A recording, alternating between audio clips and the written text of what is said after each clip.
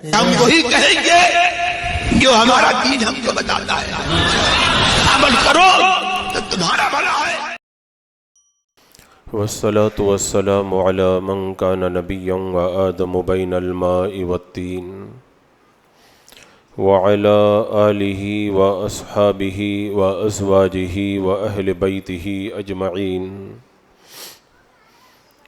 أما بعد فأعوذ بالله من الشيطان الرجيم، بسم الله الرحمن الرحيم، ومن يرتد منكم عن دينه فيمت وهو كافر فأولئك حبطت أعمالهم في الدنيا والآخرة وأولئك أصحاب النار هم فيها خالدون۔ صدق الله مولانا العظيم وصدق رسوله النبي الأمين المتين الكريم، ونحن على ذلك لمن الشاهدين والشاكرين والحمد لله رب العالمين۔ حصول برکت کے لیے حضور اکرم سید عالم نور مجسم ارواحنا فدا محمد الرسول اللہ صلی اللہ تعالیٰ علیہ وسلم کی پر نور بارگاہ میں درود و سلام کا ہدیہ پیش کر لیجئے۔ اللہم صلی علی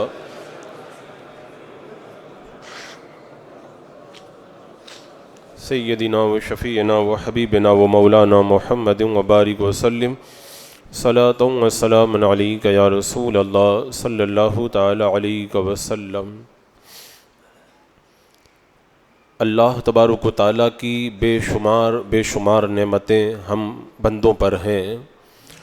آج کے اس ٹیکنالوجی کے دور میں بھی کوئی ایسی مشین تیار نہیں ہوئی ہے جو اللہ تبارک و تعالیٰ کی نعمتوں کی گنتی کر سکے، ان کی کوانٹٹی کر سکے۔ اللہ تبارک و تعالیٰ خود فرماتا ہے وَإِن تَعُدُّوا نِعْمَةَ اللَّهِ لَا تُحْصُوهَا، اگر اللہ کی نعمتوں کو گننا چاہو تو تمہارے بس کی بات نہیں ہے، اللہ کی نعمتیں تم نہیں گن سکتے ہو۔ تو جو اربوں کھربوں کی تعداد میں اللہ تبارک و تعالیٰ کے احسانات، اس کی نعمتیں ہم گنہگار بندوں پر ہیں، اگر ان تمام نعمتوں کے اندر اگر دیکھا جائے کہ سب سے بڑی نعمت اللہ نے ہم پر کون سی عطا فرمائی، تو اپنے حبیب اکرم صلی اللہ علیہ وسلم کے صدقے میں اللہ تبارک و تعالیٰ نے ہمیں سب سے بڑی جو دولت عطا فرمائی، جو سب سے بڑی نعمت عطا فرمائی، وہ دولت ایمان ہے۔ ایمان سے بڑی کوئی دولت نہیں ہے، اور بندہ اگر مومن ہے تو وہ یہ سمجھے کہ اللہ نے مجھے سب کچھ دیا ہے۔ اگر کچھ بھی نہیں ملا، ایمان کی دولت ملی، تو بندہ یہ سمجھے کہ مجھے سب کچھ ملا ہے، کیونکہ ایک طرف اگر بندے کو ساری دنیا کی بادشاہی دے دی جائے، ساری دنیا کے خزانے دے دیے جائیں، ہر طرح کی تندرستی دے دی جائے، بہترین حسن و جمال دے دیا جائے، طاقت کا خزانہ دے دیا جائے، اور دنیا کے اندر ہر طرح کی کرسی اور ہر طرح کا عہدہ اسے دے دیا جائے، لیکن اگر ایمان کی دولت اس کے پاس میں نہیں ہے تو اس کے پاس کچھ بھی نہیں ہے، وہ ناکام ہے، نامراد ہے، ادھر مرے گا ادھر جہنم کے اندر ڈال دیا جائے گا۔ اور دوسری طرف وہ بندہ ہے جس کے پاس میں بظاہر دنیا کے اندر کچھ نہیں ہے، آنکھوں سے اندھا ہے، لولا ہے، لنگڑا ہے اور بہرا ہے، وہ فٹ پاتھ پہ اپنی زندگی گزارتا ہے، اس کے پاس میں کھانے کے لیے کچھ نہیں ہے، لیکن اللہ تبارک و تعالیٰ نے اسے ایمان کی دولت دی ہے، تو وہ یہ سمجھے کہ اللہ نے اسے سب کچھ دیا ہے، ادھر وہ مرے گا اللہ تعالیٰ اسے جنت کی بہاروں کے اندر داخل فرما دے گا۔ تو ایمان یہ سب سے بڑی دولت ہے۔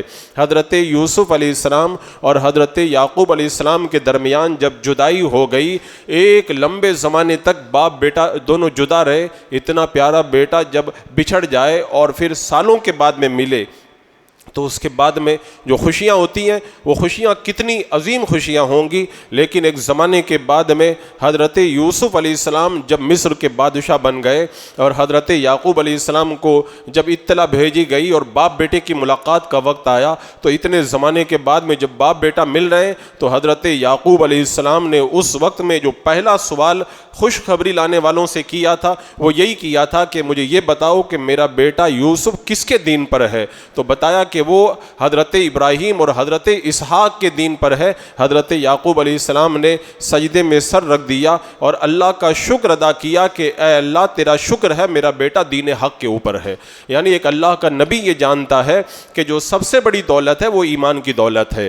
تو جیسے سب سے بڑی دولت دولت ایمان ہے، ایسے ہی ایمان لانے کے بعد میں ایمان سے پھر جانا، جس کو کہتے ہیں ارتداد، مرتد ہو جانا، یہ سب سے بڑا وبال ہے اور یہ سب سے بڑا جرم ہے اور یہ سب سے سنگین جرم ہے۔ یہ اتنا بڑا جرم ہے، اللہ اکبر، جب بندہ اس جرم کا ارتکاب کرتا ہے تو اس کا حال کیا ہوتا ہے؟ اللہ تعالیٰ قرآن پاک میں فرماتا ہے وَمَن يَرْتَدِدْ مِنْكُمْ عَنْ دِينِهِ فَيَمُتْ وَهُوَ كَافِرٌ، جو دین سے مرتد ہو جائے، دین سے پھر جائے اور کفر کی حالت میں مر جائے تو فَأُولَٰئِكَ حَبِطَتْ أَعْمَالُهُمْ فِي الدُّنْيَا وَالْآخِرَةِ، اللہ تبارک و تعالیٰ نے اس کے دنیا اور آخرت کے سارے اعمال کو برباد کر دیا، وہ جہنمی ہے، ہمیشہ جہنم کے اندر رہنا پڑے گا۔ یہ اتنا بڑا جرم ہے، اتنا سنگین جرم ہے ایمان لانے کے بعد میں مرتد ہو جانا۔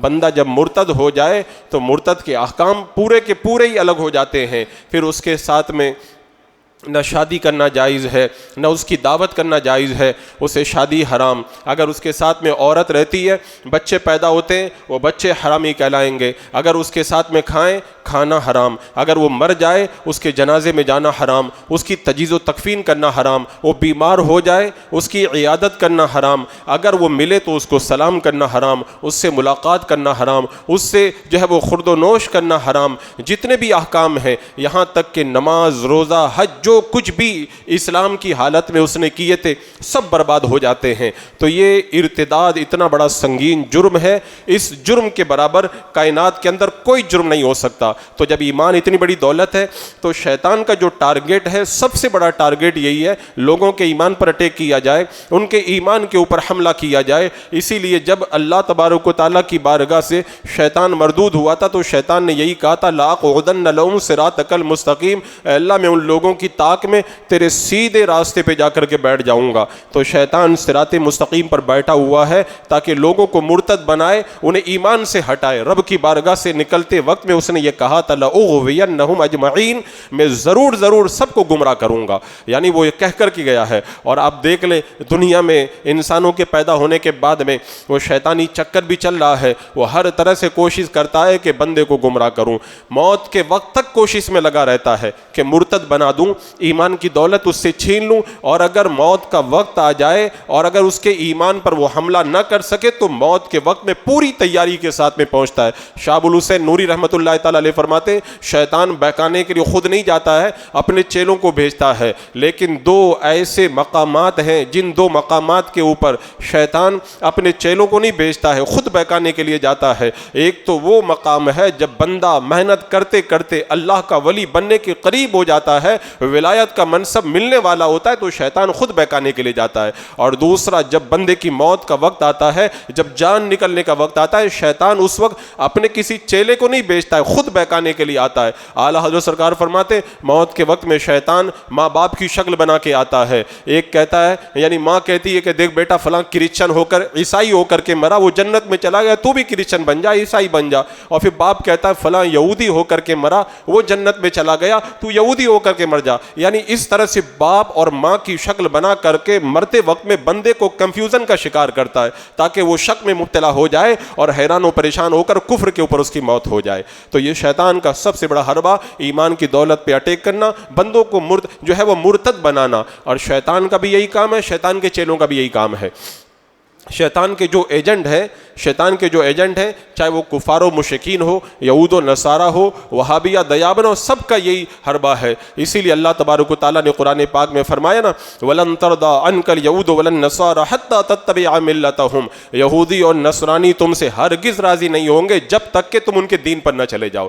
تم لاکھ ان کے سامنے جھک جاؤ وہ نہیں مانیں گے، جب تک تم اپنا دین نہیں چھوڑ دیتے تب تک وہ تم سے کبھی بھی راضی نہیں ہو سکتے۔ اور ودو کیا کیا کہتے ہیں وہ قرآن مقدس میں اللہ نے جو کافروں کے بارے میں فرمایا نا، کافر یہ چاہتے ہیں کہ تم بھی ویسے ہی کافر ہو جاؤ، فتکونوا سواء، تاکہ ہم سب آپس کے اندر برابر ہو جائیں۔ تو ایمان سب سے بڑی دولت ہے، اور ایمان سے پھر جانا، مرتد ہو جانا، یہ سب سے سنگین جرم ہے، اور اس جرم کے اندر بندہ مبتلا ہو جائے تو اس کے سارے اعمال بالکل تباہ و برباد ہو کر کے رہ جاتے ہیں۔ اسی لیے ہمارے بزرگوں نے اپنے ایمان کی بڑی فکر کی۔ حضرت حسن بصری رضی اللہ تعالیٰ عنہ کی بارگاہ میں ایک بار ایک بندے کا ذکر ہوا جس کا نام تھا حناد، جس کو جہنم میں ڈالا جائے گا، جہنم میں 1000 سال تک رہے گا، یا حنان و یا منان کہہ کر کے اللہ کی رحمتوں کو وہ آواز دے گا۔ اللہ تبارک و تعالیٰ 1000 سال کے بعد میں اس کو حناد کو جہنم سے نکال دے گا۔ حضرت حسن بصری نے جب سنا تو آنکھوں میں آنسو آ گئے اور رو کر کے فرمایا کاش میں حناد ہوتا۔ لوگوں نے کہا حضور آپ کیسی باتیں کر رہے ہیں، وہ 1000 سال تک جہنم میں رہے گا، آپ یہ تمنا کر رہے ہیں کہ میں حناد ہوتا؟ آپ نے کہا تم پر افسوس ہے، وہ جہنم سے نکل تو گیا، جہنم سے نکل کر کے باہر تو آ گیا، یہ بہت بڑی اللہ کی رحمت ہے اس کے اوپر۔ یعنی حضرت حسن بصری نے بتا دیا بندہ اگر مرتد ہو جائے نا تو جہنم سے کبھی نہیں نکلتا ہے، وہ 1000 سال کے بعد نکلا، کم سے کم ایسا بھی ہو جائے تب بھی بہت بڑا انعام و اکرام ہے یہ۔ تو بندہ اپنے ایمان کے حوالے سے فکر کرے۔ حضرت عمر رضی اللہ تعالیٰ عنہ نے فرمایا میدان قیامت کے اندر اگر ندا کی جائے گی کہ سب کے سب جہنمی ہیں، ایک جنتی ہے، مجھے اللہ کی رحمت سے امید ہے میں ہی ہوں، اور اگر یہ ندا کی جائے کہ جتنے ہیں سب کے سب جنتی ہیں، ایک بندہ جہنم میں جائے گا، تو کہتے اللہ کا مجھے خوف ہے، مجھے ڈر ہے کہ کہیں وہ میں نہ ہو جاؤں۔ یعنی اپنے ایمان کے حوالے سے ہمارے بزرگوں نے یہ اتنی فکر کی۔ حضرت سفیان ثوری رحمۃ اللہ تعالیٰ علیہ فرماتے ہیں جو اپنے ایمان کی فکر نہیں کرے گا موت کے وقت میں اس کے ایمان کے برباد ہو جانے کا اندیشہ ہے، کیونکہ موت کا وقت تو ہوتا ہی بڑا سخت ہے۔ آج لوگ آ کر کے کہتے ہیں بہت سارے مسائل ہیں، کبھی کہتے ہیں وقف کا مسئلہ بہت بڑا ہے، کبھی کہتے ہیں ہماری مسجدوں پہ اٹیک ہو رہا ہے، یہ بہت بڑا مسئلہ ہے، کبھی کہتے ہیں لڑکیاں مرتد ہو رہی ہیں، یہ بہت بڑا مسئلہ، یعنی بہت سارے مسائل آ کر کے بتاتے ہیں۔ میں ایک ہی بات کہتا ہوں، جتنے مسائل ہیں وہ سارے مسائل چھوٹے ہیں، سب سے بڑا مسئلہ ہے ایمان کی حفاظت کا۔ اگر سب سے بڑا مسئلہ اس زمانے میں جتنے مسائل چل رہے ہیں نا وہ سب وقتی مسائل ہیں، جب وقت گزر جائے گا سارے مسائل بھی گزر جائیں گے، لیکن اگر ایمان سلامت نہیں رہا نا تو پھر دنیا اور آخرت کے اندر بندے کا کوئی ٹھکانہ نہیں ہے۔ تو اس دور کے اندر اگر سب سے بڑا مسئلہ آپ دیکھیں گے تو سب سے بڑا مسئلہ جو ہے وہ ایمان کا مسئلہ ہے۔ اور آپ دیکھیں لوگ جو آج مرتد ہو رہے ہیں، مرتد ہونے کی 2 صورتیں ہیں۔ ایک صورت تو یہ ہے بندہ ایمان کو ترک کر دے اور ایمان چھوڑنے کے بعد میں یا تو کافر ہو جائے، یہودی ہو جائے، نصرانی ہو جائے، یا وہابی ہو جائے، دیوبندی ہو جائے، ایک یہ مرتد ہونا ہے۔ اور دوسرا مرتد ہونا یہ ہے کہ آدمی اللہ اس کے رسول پر ایمان رکھے لیکن اپنی زبان سے کوئی کفری بات بول دے یا کوئی ایسا کام کر لے جو کفر کا کام ہے، جو ارتداد کا کام ہے۔ اور یہ جو دوسری والی جو صورت ہے نا، پہلی والی صورت کافر اور یہود و نصرانی وہابی دیوبندی ہونا وہ تو ہے ہی بڑا سنگین جرم، لیکن یہ بھی ایک بہت بڑا جرم ہے مرتد ہونا، یعنی بندہ اپنی زبان سے کفریہ کلمہ ادا کر دے۔ اور آج یہ چیز بہت زیادہ بڑھ رہی ہے، کیونکہ میرے آقا صلی اللہ تعالیٰ علیہ وسلم نے فرمایا تھا قیامت سے پہلے علم اٹھ جائے گا، جہالت عام ہو جائے گی۔ اور آج جہالت بڑھ رہی ہے، لوگوں کو پتہ ہی نہیں ہے کیا بات بولنا چاہیے، کیا نہیں بولنا چاہیے، کیا کام کرنا چاہیے اور کیا کام نہیں کرنا چاہیے۔ اور ظاہر سی بات ہے جب قدر معلوم نہ ہو تو بندہ پھر اس طرح کی حرکتیں کر بیٹھتا ہے۔ ایک چھوٹا سا بچہ ہے، اس کے ہاتھ میں آپ 500 کا نوٹ دے دو، وہ پھاڑ کر کے پھینک دے گا، کیوں؟ اسے پتہ نہیں ہے کہ یہ پیسہ کتنی قیمتی چیز ہے۔ ایسے جب ہمارے پاس میں علم نہیں ہوگا تو ہمیں پتہ ہی نہیں ہوگا کہ ایمان کتنی بڑی دولت ہے، ہم جو منہ میں آئے گا وہ بکتے ہوئے نظر آئیں گے۔ اسی طرح آپ دیکھیں اندھیری رات کے اندر اگر کسی کے ہاتھوں میں سانپ آ جائے اور اس کو پتہ نہ ہو کہ یہ سانپ ہو، وہ رسی سمجھ کر کے ہاتھ میں لے لیتا، کیوں؟ اسے معلوم نہیں، اگر معلوم ہو جائے تو فوراً چھوڑ دے گا وہ۔ ایسے اگر ایمان کی قدر اگر کسی کو معلوم نہ ہو تو بندہ پھر یہ نہیں سمجھ پائے گا کہ مجھے کیا کرنا چاہیے اور کیا نہیں کرنا چاہیے۔ علامہ شامی رحمۃ اللہ تعالیٰ علیہ فرماتے ہیں کفریہ کلمات اور حرام باتوں کا علم سیکھنا یہ فرض عین ہے، ہر بندے پر لازم ہے اس علم کو وہ حاصل کرے۔ یعنی جو بنیادی عقائد ہیں، بنیادی عقائد کے جو مسائل ہیں جن کو بولنے سے بندہ کافر ہو جائے یا گمراہ ہو جائے، اور ایسی چیزیں جو ہمارے ایمان پہ اٹیک کرتی ہیں، ان چیزوں کا علم حاصل کرنا ہر مسلمان پر فرض عین ہے۔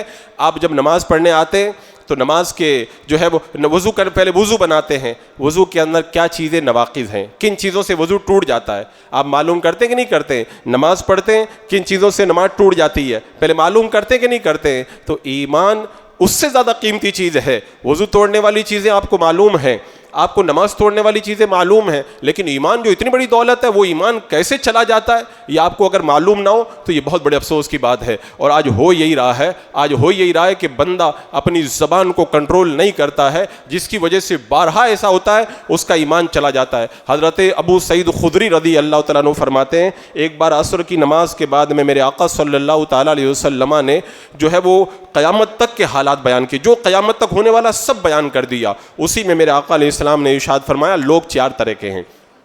کچھ لوگ وہ ہیں جو مسلمان پیدا ہوتے ہیں، مسلمانوں کی زندگی گزارتے ہیں اور ایمان پر ان کا خاتمہ ہوتا ہے۔ دوسری قسم کے لوگ وہ ہیں جو کافر پیدا ہوتے ہیں، کفر کی حالت میں زندگی گزارتے ہیں اور کفر پر ان کی موت ہو جاتی ہے۔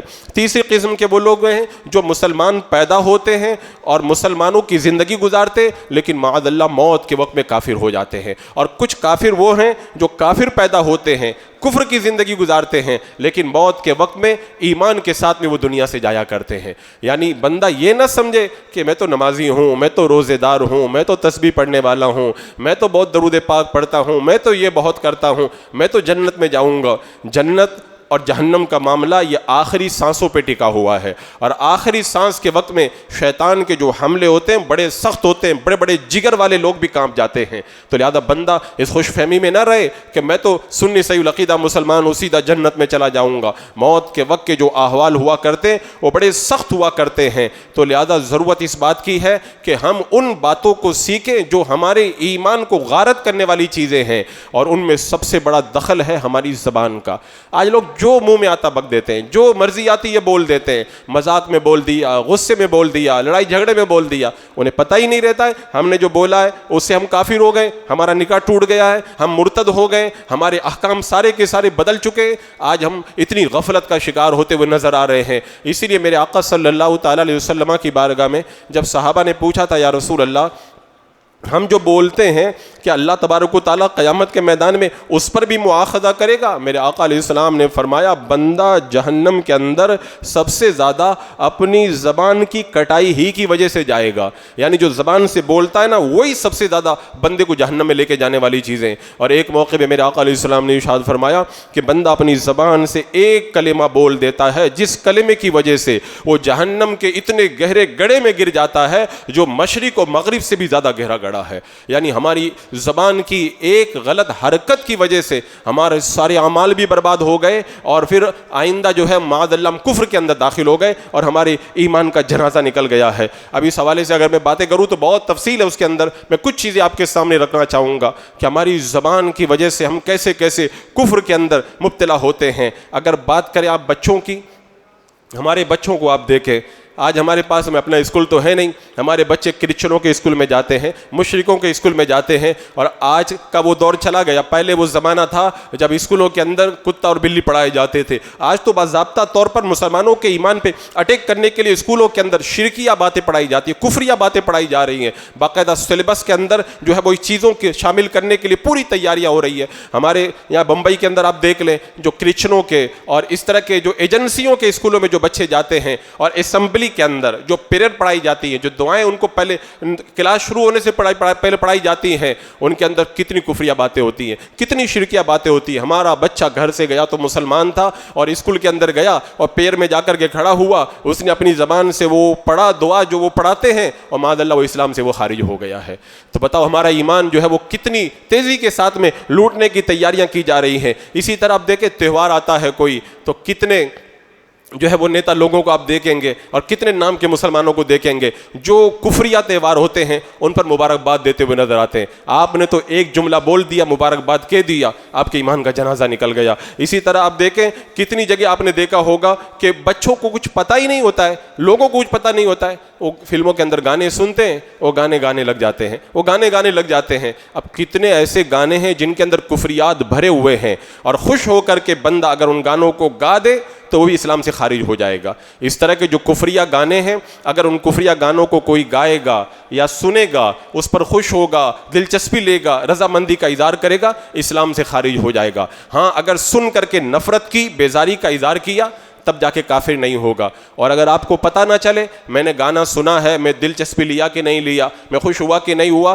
اگر آپ کو شک ہو گیا ہے تو پھر احتیاطاً آپ کو دوبارہ جو ہے وہ ایمان لا کر کے دوبارہ نکاح کر لینا چاہیے، کیونکہ آپ نے ان کفریہ باتوں کو سنا ہے۔ اسی طرح بہت سارے لوگ قوالی سنتے ہیں، اور آج کل کے قوال داڑھی منڈے کتنے تو شرابی قسم کے قوال ہیں، جو مرضی آتی ہے نوٹ بٹورنے کے لیے لکھ کر کے لوگوں کے اندر جو ہے وہ پڑھنا شروع کر دیتے ہیں، اور لوگ جب سنتے ہیں تو کہتے ہیں وہ تو قوالی ہے، چلو ہم بھی گاتے، خواجہ کی شان میں گائیں، فلاں کی شان کے اندر جو وہ قوالی پڑھیں۔ اور اگر ان کے اندر کفر و شرک کی باتیں ہوں اور بندہ اگر ان کو پڑھ لے تو پھر وہ بھی اسلام سے خارج ہو جائے گا، اس پر رضامندی کا اظہار کرنے کی وجہ سے۔ تو یہ زبان ہی تو ہے۔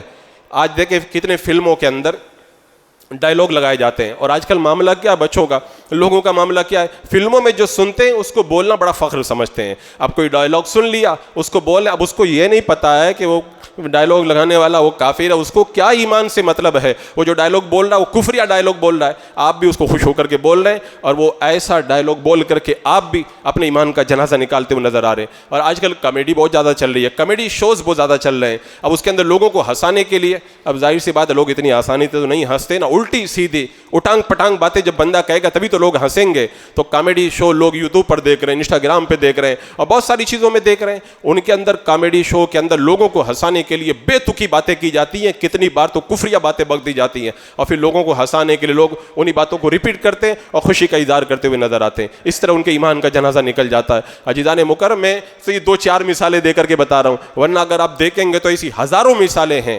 ہماری زبان ہمیں کفر و شرک کے دلدل کے اندر ڈھکیلتی ہوئی نظر آ رہی ہے، اور اس حوالے سے چونکہ فقہاء کرام نے کتابوں میں تفصیل سے لکھ دیا ہے، آپ پڑھیں، کتابوں میں پڑھیں کیا باتیں کفریہ ہیں، کون سے کام کفریہ ہیں۔ جیسے مثال کے طور پر کچھ لوگ اپنی گفتگو میں بولتے رہتے ہیں اللہ میاں، تو یہ کہنا تو سخت ناجائز اور گناہ ہے، اور کچھ لوگ تو کہتے ہیں اوپر والا۔ اگر اوپر والا اللہ تعالیٰ کو کوئی کہہ دے، اوپر والا اللہ تعالیٰ کو اگر کوئی کہہ دے اور یہ نیت کرے کہ اللہ تعالیٰ اوپر جگہ میں رہتا ہے، تو معاذ اللہ وہ کافر ہو جائے گا، کیونکہ اللہ تعالیٰ جگہ سے پاک ہے، اللہ تعالیٰ مکان سے پاک ہے۔ ہاں اگر بلندی کے اعتبار سے اوپر والا اللہ تعالیٰ کو کہہ دیا تو کافر تو نہیں ہوگا، لیکن سخت ناجائز اور گناہ ہے، توبہ اس کے اوپر لازم ہوگی۔ لیکن لوگوں کو علم ہی نہیں ہے، لوگوں کو یہ علم حاصل کرنے کے لیے دوڑ بھاگ لگی ہے کہ پہلی کلاس میں چلا جاؤں کہ 10ویں کلاس میں، لیکن یہ نہیں معلوم ہے کہ جنت میں جانے کے لیے میں کیا کروں۔ یعنی کلاس میں جانے کا اتنا شوق ہے، جنت میں جانے کا کوئی شوق نہیں ہمارے اندر۔ ایسا ہمارا جو ہے وہ تعلیمی سسٹم اور ایجوکیشن نظام بن چکا ہے، اور اس کے اندر آپ مثالیں دیکھیں گے، لوگ گفتگو میں جو بولتے ہیں، کتنے لوگ بول جاتے ہیں اللہ تعالیٰ جو ہے وہ میری قسمت لکھ کر کے بھول گیا، معاذ اللہ، وہ کافر ہوا کہ نہیں ہوا۔ ایسے ہی کچھ لوگ بول جاتے ہیں، کسی نے کہا کہ ارے اللہ کے بھروسے چھوڑ دو ہو جائے گا، کہ اللہ پہ چھوڑ کے دیکھ لیا کچھ نہیں ہوتا، معاذ اللہ، وہ بھی کافر ہو جائے گا۔ اسی طرح اگر کوئی کہے کہ ارے فلاں آدمی تو اتنا چالاک اللہ کو بھی دھوکہ دے دیتا ہے، بتاؤ کافر ہوا کہ نہیں ہوا، ایمان کا جنازہ نکل۔ ایسے کچھ لوگ مصیبت آتی ہے تو کہتے ہیں اللہ نے میرے اوپر مصیبتوں کے پہاڑ توڑ دیے، وہ بندہ ایمان سے خارج ہو گیا۔ ایسے ہی کوئی دشمن آ گیا تو کہتے دیکھو حضرت ملک الموت آ گئے، ایمان سے خارج ہو گیا۔ ایسے ہی کچھ لوگ جب شادی کا موقع آتا کہتے ہیں یہ کرو یہ کرو، بولے نہیں ہم تو رسم ہی پہ چلیں گے، ارے کہتے ہیں شریعت کے حکم پر چلو، کہتے ہیں شریعت منظور نہیں ہے ہم کو، تو رسم و رواج منظور ہے، وہ اسلام سے خارج ہو گیا، کافر ہو گیا۔ ایسے ہی جب کسی کو کہا جائے کہ چلو نماز پڑھ لو، بولے ہم فقیروں پہ نماز معاف ہے، وہ کافر ہو گیا۔ بولے چلو بھائی نماز کا وقت ہو گیا، بولے آج میری نماز کی چھٹی ہے، وہ بھی اسلام سے خارج ہو گیا، کیونکہ ایسا کلمہ بولنا بھی کفر ہے۔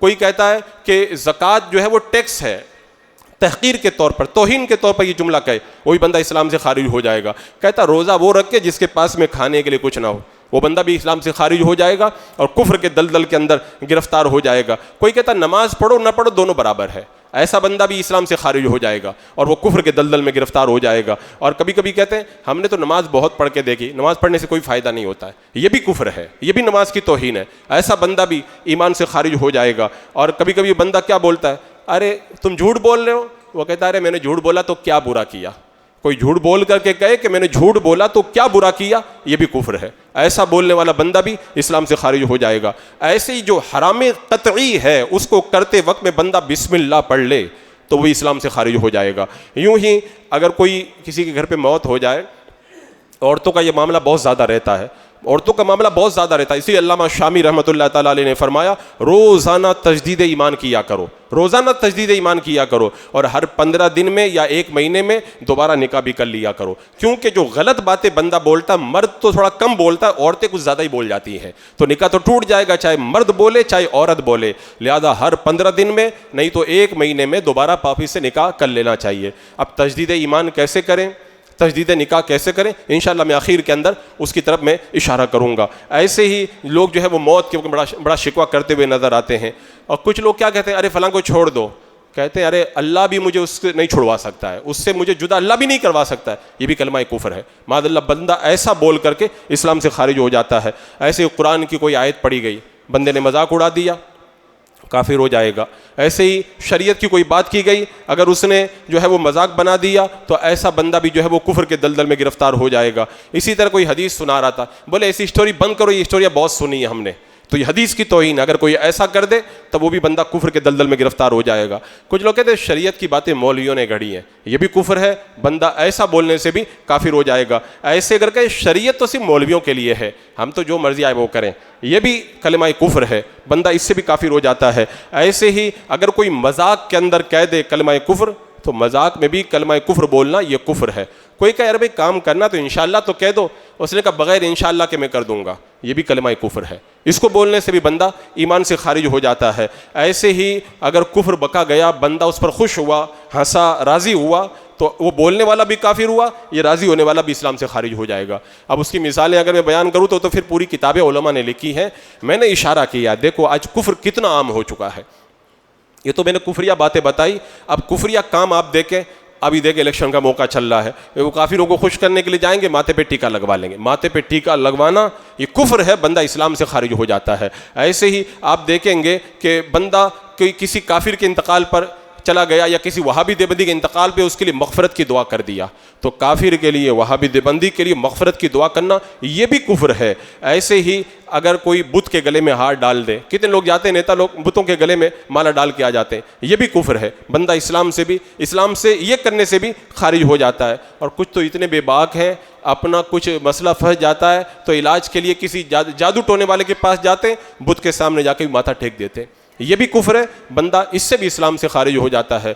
تو یہ چند باتیں جو میں نے اشارہ کی, اس سے آپ اندازہ لگائیں کہ آج کفر و ارتداد کتنا عام ہو رہا ہے, کتنا عام ہو رہا ہے. اسی لیے چاہیے کہ روزانہ تجدید ایمان کریں, اور ہر 15 دن میں یا 1 مہینے میں تجدید نکاح بھی کریں. کیونکہ اگر ہم نے یا ہماری بیوی نے کلمہ کفر بکا, نکاح ٹوٹ گیا, اور پھر ہم اس کے ساتھ میں میاں بیوی کا تعلق بنا کر کے رکھے, تو ہوگا کیا, پھر وہی ہوگا جو اولاد پیدا ہوگی وہ حرامی اولاد پیدا ہوگی. پھر کہتے ہیں اولاد بگڑ گئی, اولاد فرما برداری نہیں کرتی ہے, ماں باپ کی قدر نہیں کرتی. جب معاشرے کے اندر حرامی بچے بڑھ جاتے ہیں تو معاشرے میں تباہی آتی ہے, گھروں کا نظام اجڑتا ہے, اور معاشرہ جو ہے وہ سسکنے لگ جاتا ہے. اور یہ تو ایک عام ارتداد کی بات تھی. اب اس کے بعد میں جو الگ سے جو ارتداد کی جو پہلی صورت میں نے بتائی تھی, وہ ارتداد بھی بہت بڑھ رہا ہے. میرے آقا صلی اللہ تعالیٰ علیہ وسلم کا جب وصال ہوا, علامہ ابن حجر رحمۃ اللہ تعالیٰ علیہ فرماتے ہیں اس وقت میں جو ہے وہ ارتداد کا سیلاب آیا تھا, اور آج بھی ہم دیکھ رہے ہیں ارتداد بڑی تیزی کے ساتھ میں بڑھ رہا ہے. اگر میں اسٹیپ بائی اسٹیپ ایک ایک کے بارے میں بتاؤں تو وقت چاہیے.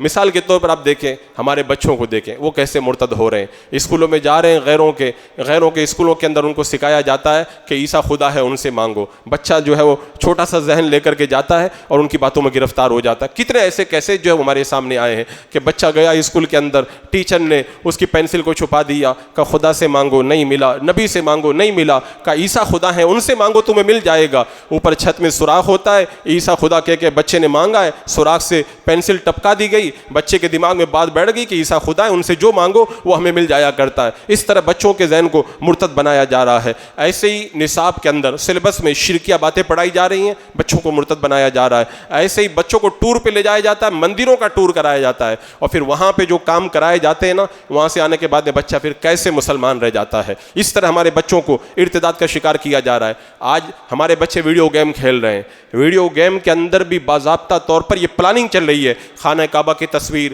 گنبد خضرا کی تصویر پہ گولی چلاؤ, بم گراؤ, اور ایسے ایسے کام کروائے جاتے ہیں. اگر ان کی گہرائی میں اتر کر کے دیکھو گے تو پتہ چلے گا کہ بچہ جو ہے وہ ارتداد کا شکار ہو جاتا ہے. ایسی بہت ساری جھوٹی کہانیاں یوٹیوب وغیرہ پہ اپلوڈ کی جاتی ہیں, اور معاذ اللہ اس میں اسلام کو نشانہ بنایا جاتا ہے, اور بچے اس کے اندر گرفتار ہوتے ہیں.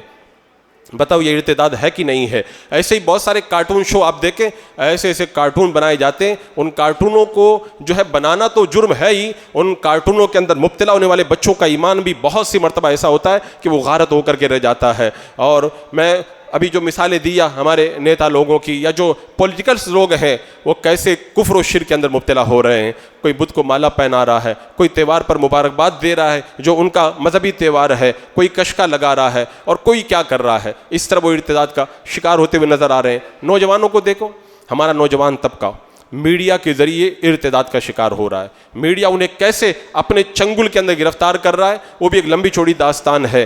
اس کے اندر آپ دیکھیں نیوز کے اندر اسلام کے خلاف باتیں بتائی جاتی ہیں، اور پھر لوگوں کا ذہن خراب ہونا شروع ہوتا ہے اور وہ ارتداد کی طرف ان کے قدم بڑھنے لگ جاتے ہیں۔ کبھی جو ہے وہ ان نیوز کے اندر جنت کا مذاق اڑایا جاتا ہے، جہنم کا مذاق اڑایا جاتا ہے، قیامت کا مذاق اڑایا جاتا ہے، یہ سننے والے ہنستے ہیں، راضی ہو جاتے ہیں، اور یہ کفر و ارتداد کا شکار ہو جاتے ہیں۔ ایسے ہی بہت سے نوجوانوں کو دیکھا گیا، نوکری کے لیے انہوں نے کفر و ارتداد کو اختیار کر لیا کہ اگر تم یہ کام کرو گے تو تمہیں نوکری ملے گی، اور وہ کام کرنا اسلام کے اندر جائز نہیں تھا۔ یہ تو ہمارے جو ہے وہ نوجوانوں کا معاملہ۔ اور پھر لڑکیاں کیسے بھگوا ٹیریب کے اندر گرفتار کر کے الحاد اور ارتداد کا شکار کی جا رہی ہیں، وہ پوری کہانی آپ لوگوں کی نگاہوں کے سامنے۔ لیپ ٹاپ کے نام پر، اسکوٹی کے نام پر، بینک بیلنس کے نام پر، عیاشی کے نام پر، عشق کے نام پر، محبت کے نام پر، اور نہ جانے کس کس نام کے اوپر ڈرا کر، لالچ دے کر کے، اور انہیں جو ہے وہ خواب دکھا کر اور سہانے سپنے دکھا کر کے انہیں بھگوا ٹیرپ میں گرفتار کیا جاتا ہے اور ان کے ایمان کا جنازہ نکال دیا جاتا ہے۔ اور آج کل تو ایسا سسٹم چل رہا ہے،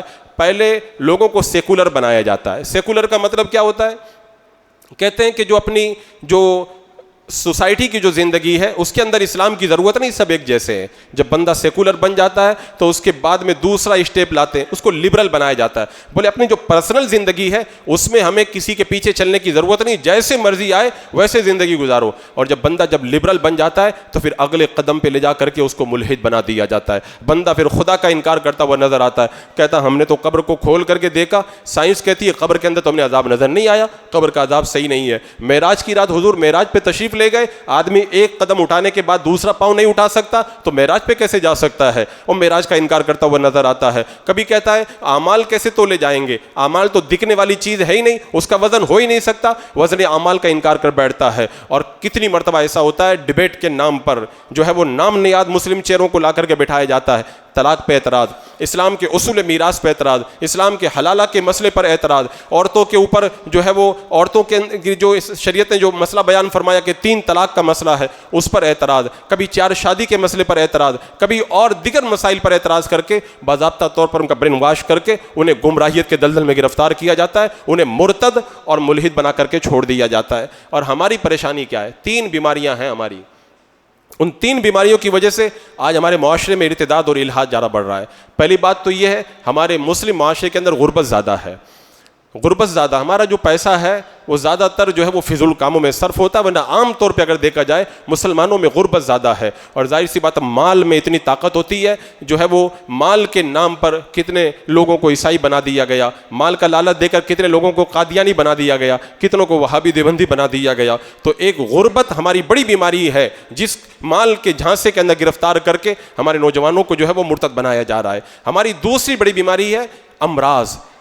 ہمارے پاس میں جو ہے وہ جو بیماریاں ہیں ان بیماریوں کے علاج کے لیے ہاسپٹل وغیرہ کا سسٹم نہیں ہے، ہاسپٹل کا سسٹم نہیں ہے، اور سارے ہاسپٹل غیروں کے کبھی علاج کے نام پر، آپریشن کے نام پر ہمارے لوگوں کو مرتد بنا دیا جاتا ہے۔ ہماری تیسری بیماری ہے جہالت۔ ہمارے معاشرے کے اندر علم کی بڑی کمی ہے، ہمارے پاس اسکول نہیں ہے، ہمارے پاس کالج نہیں ہے، سارے غیروں کے قبضے میں، تعلیم کے نام پر انہیں گمراہی کے دلدل میں پھنسایا جاتا ہے۔ تو یہ 3 بیماریاں ہیں، ان تینوں کا فائدہ آج مرتد بنانے کے لیے اور ملحد بنانے کے لیے غیر پورے طور پر استعمال کر رہے ہیں۔ NGO کیا کرتی ہیں؟ غربت کا فائدہ اٹھاتی ہیں، ہاسپٹل ہمارے مریضوں کا فائدہ اٹھاتے ہیں، اور اسکول ہماری جہالت کا فائدہ اٹھاتے ہیں، اور امراض کے ساتھ میں ہماری جہالت اور پھر ہماری غربت، یہ 3 چیزیں ہمارے نوجوانوں کے ایمان کو غارت کرنے کے اندر بڑا کردار ادا کر رہی ہیں۔ کاش مسلم بیدار ہوتے، ان کی اپنی NGOs ہوتی، ان کے اپنے ہاسپٹل ہوتے، ان کے اپنے اسکول ہوتے، تو اس نام پر جو لوگ گمراہ ہو رہے ہیں وہ گمراہی کے دلدل سے بچ جاتے۔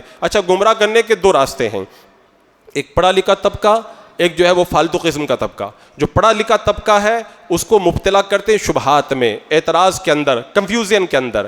اور جو طبقہ پڑھا لکھا نہیں ہے اس کو خواہشات میں, شہوات میں, فضول کاموں میں مبتلا کرتے ہیں. تو پڑھے لکھے طبقے کو گمراہ کرنے کے لیے ان کا حربہ ہے شبہات میں مبتلا کرنا, کنفیوژن کرنا, اور بے پڑھے لکھے طبقے کو خواہشات میں مبتلا کرنا, عیاشی میں مبتلا کرنا. اور ان دونوں راستوں سے ہمارے پڑھے لکھے طبقے اور بے پڑھے لکھے طبقے کو گمراہیت کے دلدل میں گرفتار کیا جا رہا ہے. اور اس کے بعد میں پھر گمراہ کرنے کے لیے جو گمراہ فرقے مارکیٹ میں ہیں وہ تو کچھ بتانے کی ضرورت نہیں. اس پر میں نے جو ہے وہ سینکڑوں تقریریں کر دی ہیں. بیدار ہونے والے بیدار ہوئے, اور جن کی قسمت میں بیدار ہونا نہیں ہے وہ آج نہیں بیدار ہوں گے, جب قبر میں جائیں گے تو کہیں گے امام صاحب صحیح کہتے تھے. لیکن اس کے بعد میں تو پھر وہ کہتے ہیں جب چڑیا چگ گئی اب کیا ہوت, وہی والا حساب ہوگا. آج لے ان کی پناہ, آج مدد مانگ ان سے, پھر نہ مانیں گے قیامت میں گر مان گیا. انہیں جانا انہیں مانا, نہ رکھا غیر سے کام, للہ الحمد میں دنیا سے مسلمان گیا.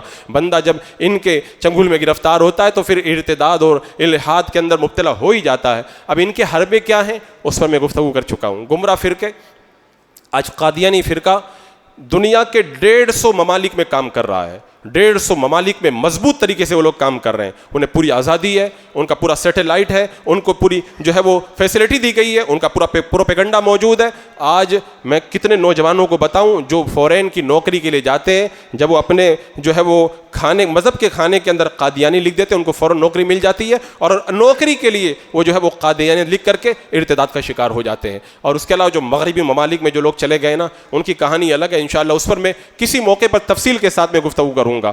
تو یہ ایک بہت بڑا ہمارے سامنے ارتداد اور الحاد کا فتنہ ہے. اس فتنے کے اندر ہر کوئی مبتلا ہوتا چلا جا رہا ہے. اللہ تعالیٰ اس سے ہماری حفاظت فرمائے. اب یہاں پر مسئلہ یہ ہے کہ اگر کوئی ارتداد اور الحاد کا شکار ہو رہا ہے, اس کو ہم بچا سکتے ہیں تو بچائیں, لیکن جو کفریہ کلمہ بول کر یا کفری کام کر کے اسلام سے خارج ہو گیا ہے اس کو کیا کرنا چاہیے؟ تو اس کو روزانہ تجدید ایمان کرنا چاہیے, کیونکہ ایمان کا جو ہے معاملہ بڑا اہم ہے جیسا کہ میں نے شروع میں بتایا. اور تجدید ایمان کا طریقہ یہ ہے, اے اللہ مجھ سے جو بھی گناہ ہوئے میں اس سے تیری بارگاہ میں توبہ کرتا ہوں. اگر کوئی کفر بقا ہے تو یہ کہے, اے اللہ میری زبان سے جو کلمہ کفر نکلا ہے اس سے میں بیزاری کا اظہار کرتا ہوں, تیری بارگاہ میں توبہ کرتا ہوں, اور سچے دل سے کلمہ پڑھ کے مسلمان ہوتا ہوں, اور کلمہ طیبہ پڑھ لے. اور اگر کفر کے بارے میں معلوم نہیں ہے, احتیاطاً آپ جو ہے وہ تجدید ایمان کر رہے ہیں, تو پھر اس طریقے سے کہیں کہ اے اللہ اگر مجھ سے کوئی کفر سرزد ہوا ہے, اگر مجھ سے کوئی کفر صادر ہوا ہے, میں تیری بارگاہ میں توبہ کرتا ہوں, اے اللہ میری توبہ قبول فرما,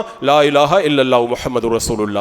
اس طرح سے تجدید ایمان. اور اگر بہت سارے کفریہ باتیں کر چکے ہیں, سب سے توبہ کرنا چاہتے ہیں کہ اللہ مجھ سے جتنے کفریات ہوئے ہیں میں سب سے تیری بارگاہ میں سچے دل سے توبہ کرتا ہوں, اور سب کفروں سے, کفریات سے بیزاری کا اظہار کرتا ہوں. اور اس طرح کلمہ پڑھ کے دائرہ اسلام کے اندر روزانہ اس کا معمول بنائے.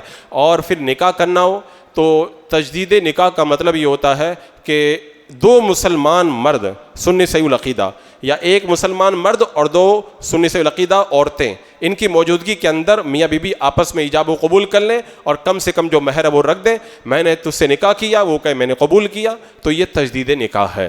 اس طرح سے آپ کریں تاکہ آپ دوبارہ نکاح کے بندھنوں کے اندر بن جائیں. اور اگر نکاح آپ کا ٹوٹا نہیں ہے, صرف احتیاطاً کرنا چاہ رہے ہیں, تو اس کے لیے بھی 2 مسلمان مرد یا ایک مرد اور 2 عورتیں گواہ ہوں, اور آمنے سامنے بیٹھ کر کے کہہ دیں میں نے تجھ سے نکاح کیا, وہ کہے میں نے قبول کیا. احتیاطاً جو نکاح کیا جاتا ہے اس میں مہر کا ذکر کرنا ضروری نہیں ہے, اس میں مہر ضروری نہیں, لیکن زبان سے کلمہ کفر نکل گیا ہے تب پھر آپ کو مہر کا ذکر کرنا پڑے گا. تو ہر 15 دن میں, کیونکہ اب عورتوں کا معاملہ آپ دیکھ رہے ہیں, عورتیں کیا کیا بک جاتی ہیں, کوئی ٹھکانہ نہیں ہے, ان کا کوئی ٹھکانہ نہیں ہے. تو لہذا نکاح جب ٹوٹ جائے تو اس کے نتائج پورے معاشرے پر مرتب ہوتے ہیں. لہذا ہر 15 دن میں یا 1 مہینے میں تجدید نکاح کا آپ ماحول اور سسٹم بنائیں. کسی قاضی کو, کسی امام کو بلانے کی ضرورت نہیں ہے, خطبے کی بھی ضرورت نہیں ہے. آپ گھر کے اندر بیٹھ کر کے 2 گواہوں کے سامنے ایجاب و قبول کر سکتے ہیں. اور پھر ایمان کی حفاظت کے لیے وظائف کو اپنے جو ہے وہ زندگی میں شامل کریں. روزانہ صبح کے وقت میں 41 مرتبہ یا حی یا قیوم لا الہ الا انت پڑھے تاکہ آپ کا ایمان محفوظ رہے. اور ہمارے سلسلہ قادریہ کے بزرگوں نے بتایا صبح و شام دونوں وقت میں 3 مرتبہ یہ وظیفہ اپنے جو ہے وہ وظائف کے اندر شامل کر لیں. اللہم انا نعوذ بک من ان نشرک بک شیئا نعلمہ ونستغفرک لما لا نعلم. یہ روزانہ صبح و شام پڑھیں تاکہ دنیا میں بھی ایمان سلامت رہے اور موت کے وقت بھی آپ کے ایمان کی حفاظت ہوتی رہے. درود پاک کثرت سے پڑھتے رہیں. میں نے بڑے مختصر انداز میں ارتداد کی جو 2 صورتیں ہیں ان کی طرف اشارہ کیا، ورنہ اس بیر ذخار کے اوپر تفصیل سے گفتگو کرنے کے لیے پھر گھنٹوں کی ضرورت ہے۔ میرا اشارہ اگر آپ سمجھ گئے ہوں گے تو آج سے اپنے ایمان کی فکر کریں۔ اللہ تبارک و تعالی ہمیں ایمان اور عقیدے کی حفاظت کا سامان کرنے کی توفیق عطا فرمائیں۔